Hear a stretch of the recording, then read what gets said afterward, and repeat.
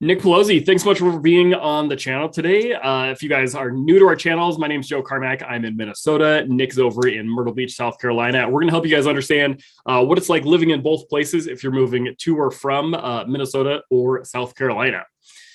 All right, let's get into it, Nick. So why don't we talk about the weather? Everybody hates Minnesota weather and probably loves Myrtle Beach. So we'll let you go first. Tell us about the weather down in Myrtle Beach. Yeah, man, it is hot, especially this time of the year, hot and Sure. humid. It's like 85 degrees today. I actually just checked 85 feels like 90. It's like 85% humidity. Yeah. So yeah, definitely pretty hot, pretty humid. And that really lasts from like, I don't know, maybe the end of June, early July through like mid-September. So we're getting towards the tail end of it here and it'll start to cool off into like the 70s for the next couple of months. Okay. Pretty mild winters, it's like in December, it's in the 50s and 60s during the day. Dang. And that leads into January. And then February is our coldest month, really, Yeah. where it'll get into like the 30s and 40s during the day. And at night, it'll hit like the 20s. So yeah, not too bad. It's probably pretty different than what you're used to. You have a lot of snow, I'm sure. Yeah, you big poor babies with your 20s and 30s. That's like t-shirt weather around here. And in the evening, that's not during the day. That's the evening. Oh, geez. No, I definitely gets considerably colder. The things they say about Minnesota are true. I think the worst I probably had was probably negative 15 or 20, something like Wow. that. The snot like freezes in your nose because it's so cold. The roads are just atrocious. So that's really fun. I don't know. I should look up, I suppose, what our average snowfall is a year, but we probably get a couple feet, I would guess. Yeah. Usually it stays. So kind of around Halloween, Thanksgiving time is when the snow starts flying and it gets kind of nasty. And then it'll lighten up maybe like in April, something like that. So we'll go. A couple years ago, we had a snowstorm in May. So that was a big shocker. So the thing with Minnesota weather, though, is it sounds like you guys actually have like a fall and a spring. Like we go straight from winter to summer. And then it's actually pretty warm here, too. So 85, 90s isn't really uncommon at all.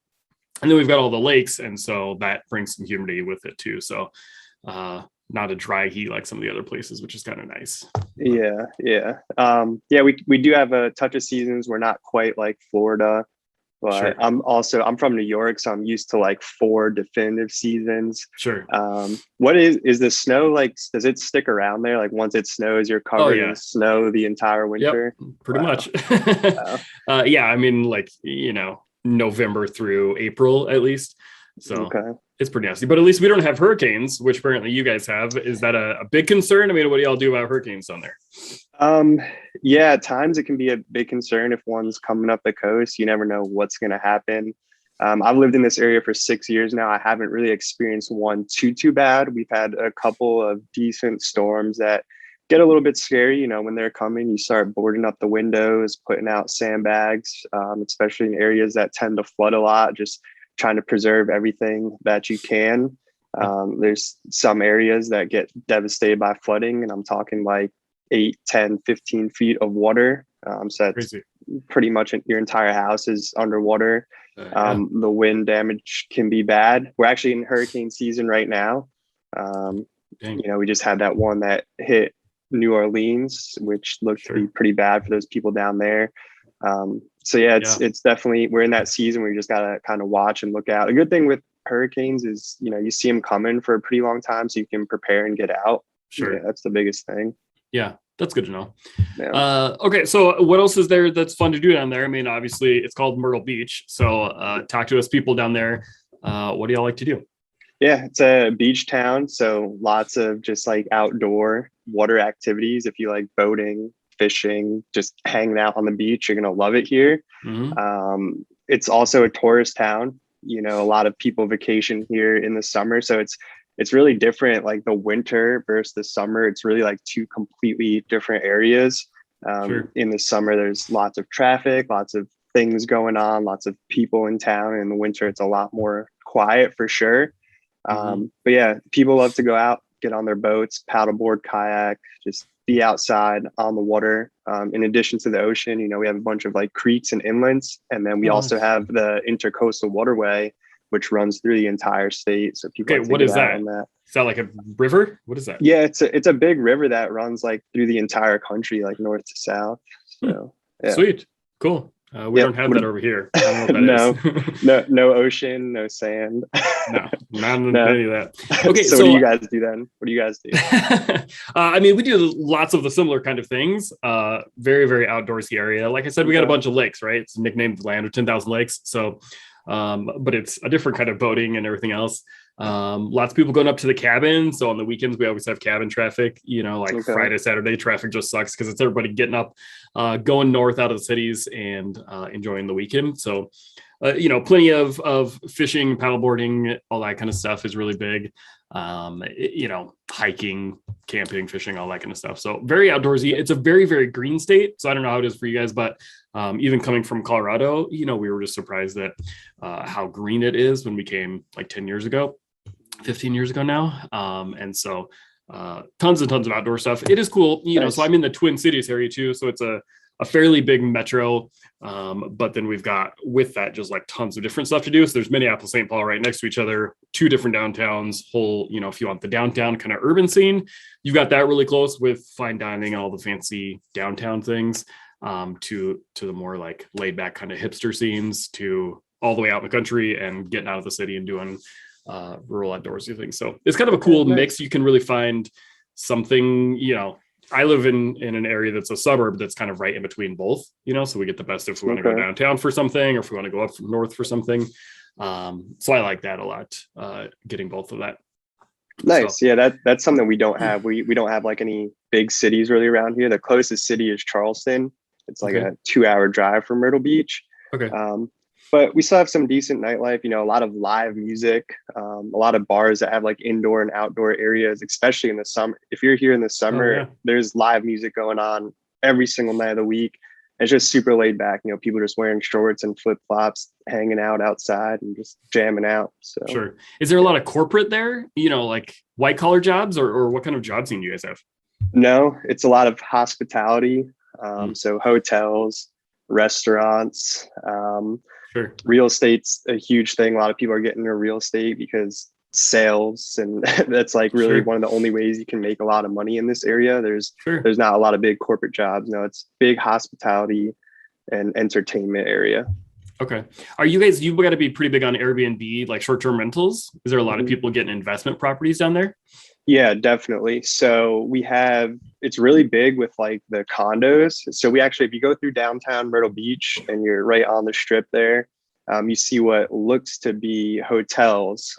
They're actually condos. All those buildings that look like hotels, 95% of them are condo buildings. You go in the room, it looks like a hotel room, just 2 beds, small little kitchen area, and like a balcony. They're like 600, 700 square feet, like the bigger ones. And they're actually individual condos owned by individuals, but they're run like hotels. They have front desks, everything. So, Wow. Cool. That's awesome. Okay, well, let's talk about, real estate and prices and things. I guess let's start with that, so if I want to get one of these micro condos, I'd call that, how much is that going to run me? Let's talk about different options like that. It ranges because there's different buildings and different areas and things like that. But for those small little 1-bedroom things that I was just talking about, you can get them from like 90,000 up to like 180,000, depending on what you're looking for. Yeah. And then the condos are really separate. We have a lot of condos and houses around here. So I call those like the hotel condotels. We kind of like smash the word together. But then we also have residential condos, which the average price point for those used to be around like 160, 170 the last like year and a half. That's bumped up to like 200,000. And then we have our single family homes. We have a lot of HOAs, like planned communities here, private communities where like a developer comes in, buys up the land, and then they build like spec homes, or, you have a couple different models you can choose from. They just plop them out one after another and they all look very similar.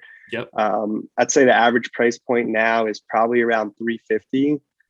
Prior, it was around like the 270s. So it's getting a little bit pricier, but still very affordable compared to other parts of the country. What are the prices like in Minnesota? I have literally no clue at all. They're actually not that different. So it's always fascinating to hear, across the country, different price points. Oh, we're actually pretty similar. I mean, our average price Okay. point across the metro is something like 350. Okay. We've got a decent number of condos downtowns with either Minneapolis, St. Paul, couple 100,000, give or Okay. take.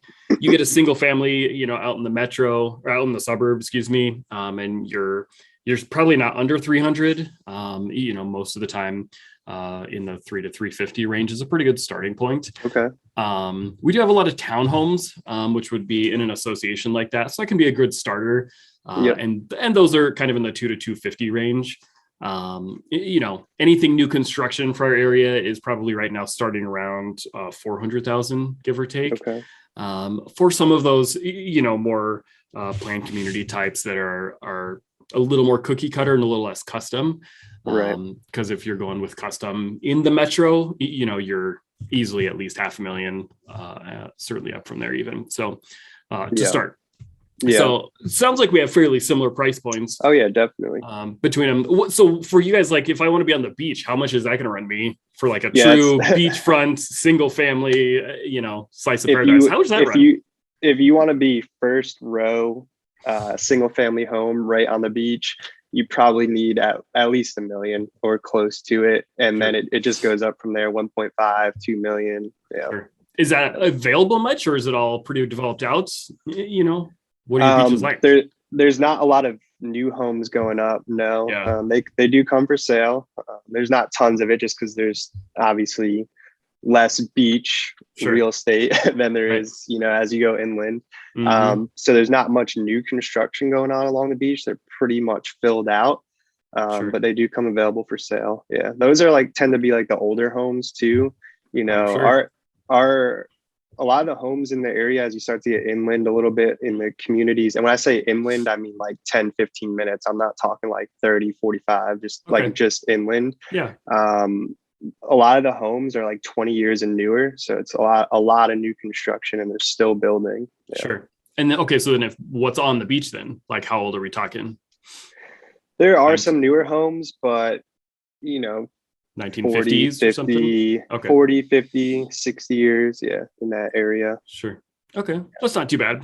No. It's actually kind of interesting. Minneapolis and St. Paul proper in the cities is like early 1900s, 100 years old. So yeah, 40, 50 years old isn't old to me at all. No, yeah, we don't really have that old of real estate here in this area. It really just started changing and developing fairly recently. Yeah. Cool. Okay. Well, so let's say somebody's moving from Minnesota to South Carolina. What's the best way to connect and get to know the cities, get to know the different areas? Yeah, definitely. I always like to start with a phone call if somebody's relocating to the area. A lot of people hear about Myrtle Beach, and I actually talk about this a lot in my videos. There's so much more to Myrtle Beach than just Myrtle Beach. We have a bunch of towns, like 10 to 15 towns that stem off of Myrtle Beach, all within, you can go all the way north to the border of North Carolina. From Myrtle Beach is like 30 to 40 minutes. And then you get south down to like Pawleys Island is 30 to 40 minutes, and you can go inland 30 to 40 minutes. And that's what we like to call like the greater Grand Strand area. Mm-hmm. And I service that entire area. It seems like a lot, but really once you get here, you realize like all these areas are pretty close. You can travel them pretty quickly. Sure. So I like to start with a phone call and just start to narrow down what people are looking for, like what their expectations are, size wise, price wise, style wise. Mm-hmm. Get them familiarized with like HOAs because they are big down here. It's hard to find stuff out of HOA. It's not impossible, but it's definitely harder.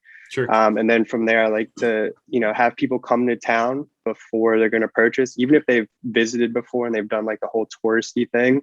Yeah. Like to have them come and experience it from like a different set of eyes instead of just like hanging out in downtown Myrtle Beach where like all the touristy stuff is going on, and explore the different areas and just narrow down an area.